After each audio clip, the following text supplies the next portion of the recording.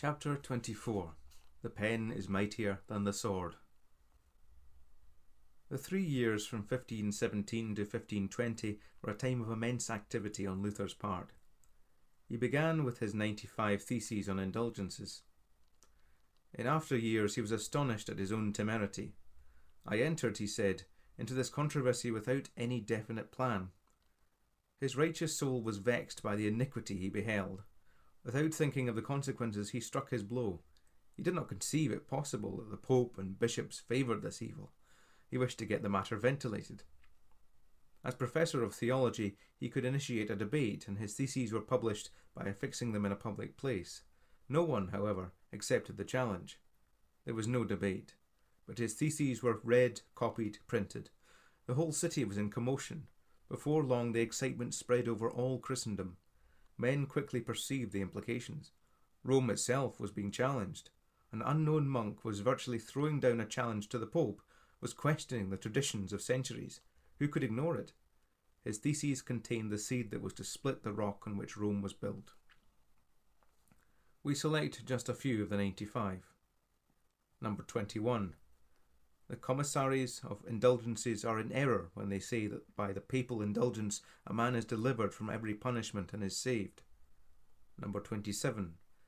They preach mere human follies who maintain that as soon as the money rattles in the strong box, the soul flies out of purgatory.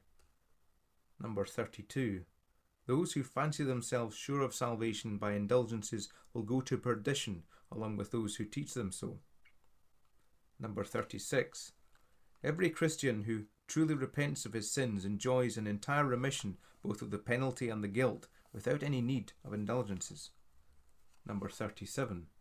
Every true Christian, whether dead or alive, participates in all the blessings of Christ or of the Church by God's gift and without a letter of indulgence. Number 53. They are enemies of the Pope and of Jesus Christ who, by reason of the preaching of indulgences, forbid the repreaching of the Word of God. Number 62. The true and precious treasure of the Church is the Holy Gospel of the glory and grace of God. Before long these theses had spread all over Christendom. To many souls they were the water of life. Many rejoiced that such a champion for the truth had arisen. Princes viewed them with favour, seeing in them a counter to the cupidity of Rome. Even the Pope smiled patronisingly, little realising at first their real import. Some who saw the hope of their gains going received them with anger and dismay. About this time, Luther wrote a letter to Archbishop Albert of Mainz.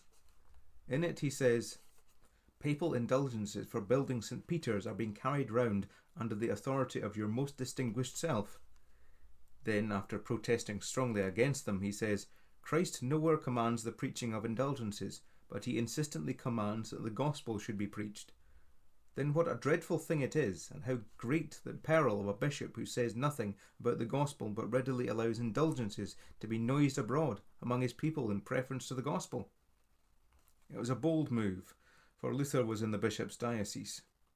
Archbishop Albert seems to have treated the matter with indifference or contempt, little realising the vast importance of the issue now raised by this little-known monk. His letter to Staupitz, vicar of the Augustinian order, written in 1518, is a very revealing document.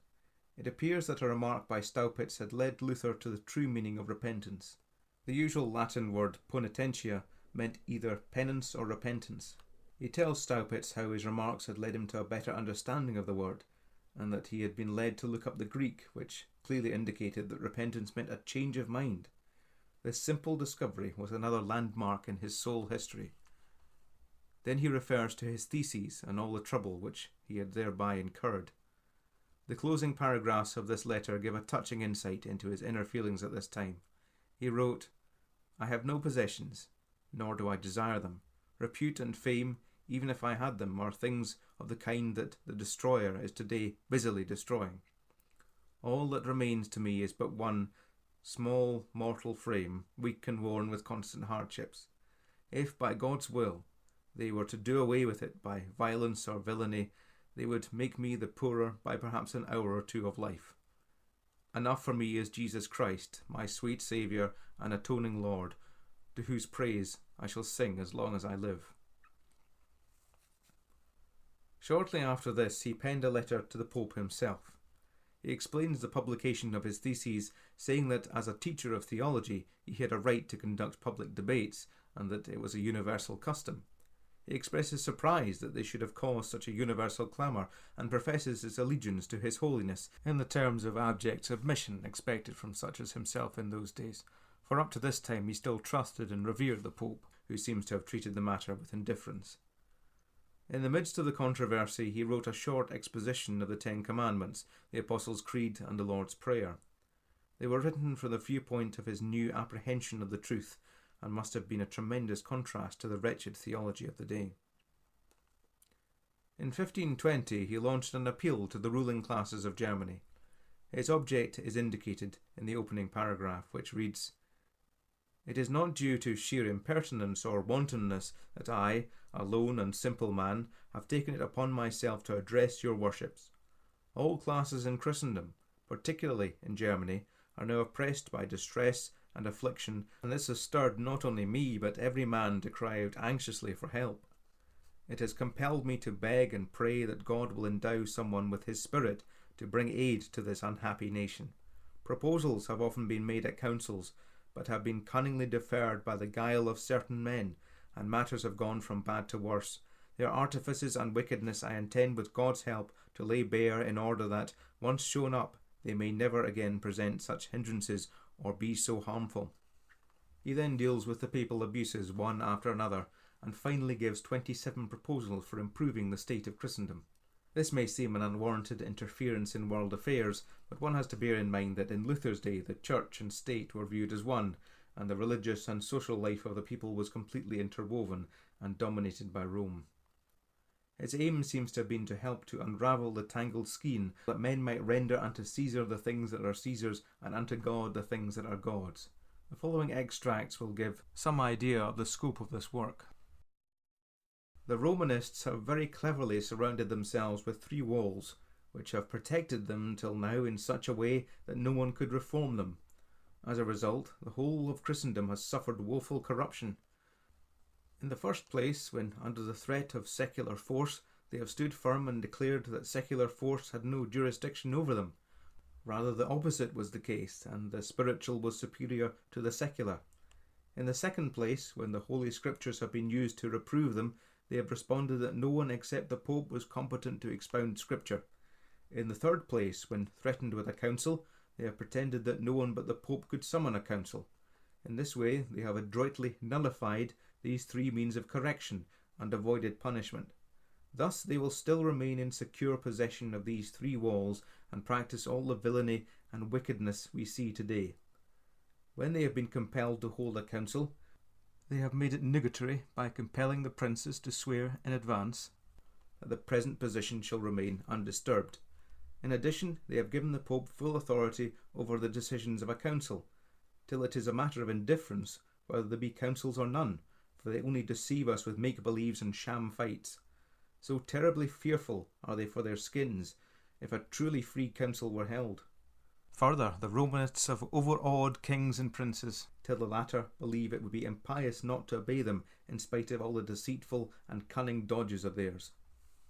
May God now help us, and give us one of those trumpets with which the walls of Jericho were overthrown, that we may blow away these walls of paper and straw, and set free the Christian, corrective measures to punish sin, and bring the devil's deceits and wiles to the light of day. In this way may we be reformed through suffering, and again receive God's blessing. To call popes, bishops, priests, monks and nuns the religious class, but princes, lords, artisans and farm workers the secular class, is a specious device invented by certain time-servers. But no one ought to be frightened by it, and for good reason. All Christians whatsoever really and truly belong to the religious class, and there is no difference among them except insofar as they do different work.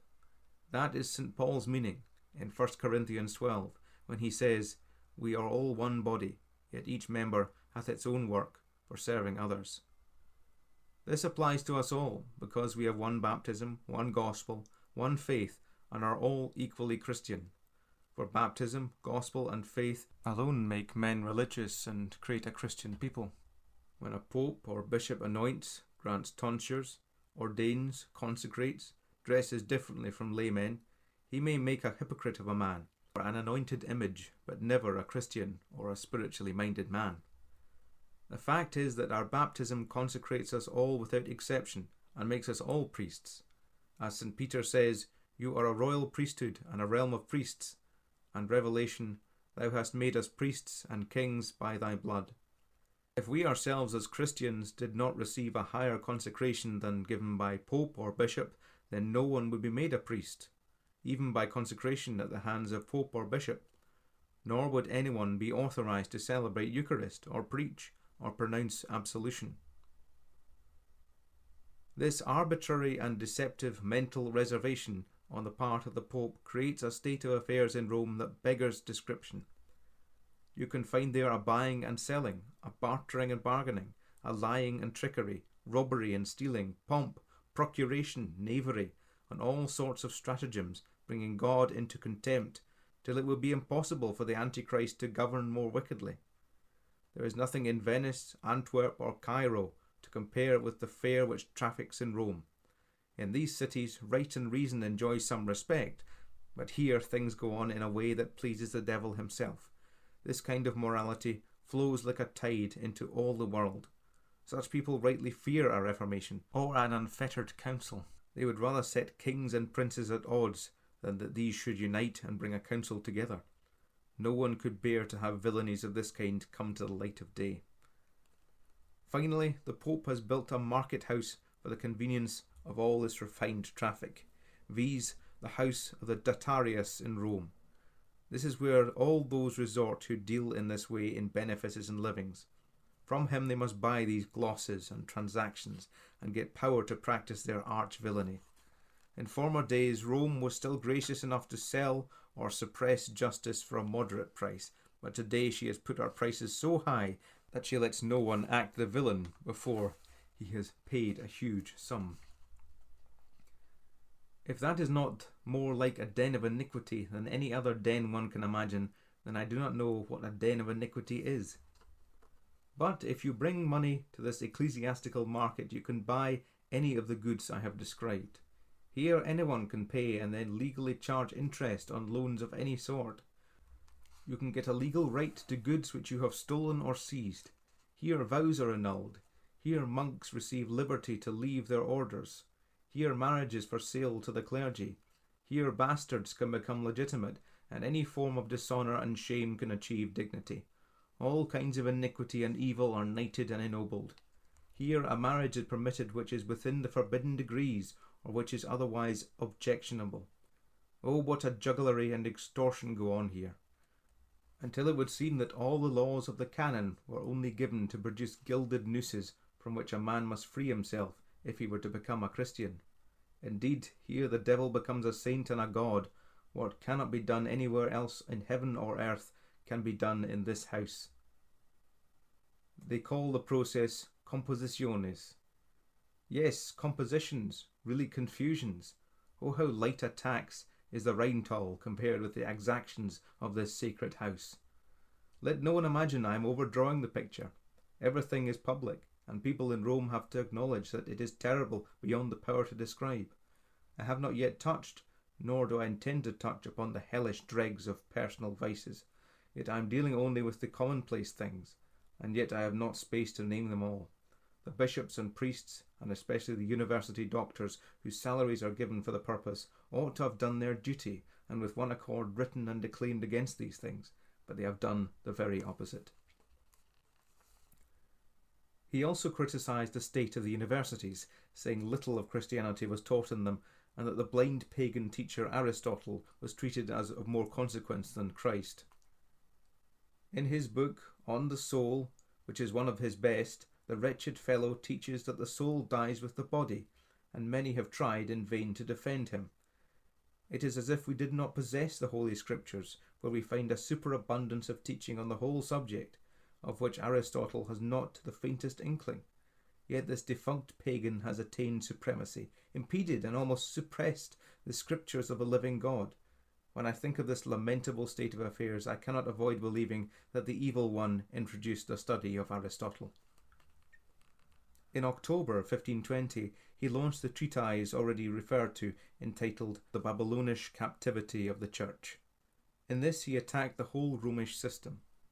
Henry VIII wrote a reply entitled A Defence of the Seven Sacraments, which gained for him from the Pope the title Fide Defensor. Luther had taken the seven sacraments of the Romanists, viz. Baptism, the Lord's Supper, confirmation, penance, marriage, ordination, and extreme unction, and exposed them one by one, showing that according to the Scripture there were but two, baptism and the Lord's Supper. In September 1520, Luther wrote an open letter to Pope Leo X and accompanied it by a little book entitled Christian Freedom, which set out his thoughts as to the gospel, and in it he clearly showed that the believer was justified solely by faith and that works follow faith. A few extracts will give the reader an idea of Luther's teaching on this fundamental subject. Let it be borne in mind it was but 3 years since he had nailed his theses to the church door. It is easy to see why faith can do so much and why good works can never be equivalent to it, for works of merit are not such as to depend on the divine word as in the case of faith, nor can they live in the soul. Only the word and faith exercise sway in the soul. Just as iron becomes red like fire through its union with the fire, so does the soul become like the word through its unison with the word. Thus we see that a Christian has sufficient in his faith. Works are not needed to make him become acceptable to God. And if such works are no longer a prerequisite, then assuredly all commandments and laws are like broken chains, and if his chains are broken, he is assuredly free. That is Christian freedom, gained by faith alone. It is wrong to think this means we can be either idle or do evil. Rather, it means we have no need to perform works of merit in order to attain godliness and salvation. But we shall deal further with this matter later on. Hence, both expressions are true. Good and devout works never make a man good and duteous, but a good and religious man does good and religious works. Nor do sinful works make a man sinful. Rather, it is a sinful man who does sinful works. Thus, every argument proves that the person must first be good and godly. After that come all the works that are good. Good works proceed logically from a godly and good person. It is as Christ said, "An evil tree bears no good fruit. A good tree bears no evil fruit." It is evident that the fruits do not bear the tree, nor do the trees grow on the fruits, but rather the tree bears the fruits, and the fruits grow on the trees.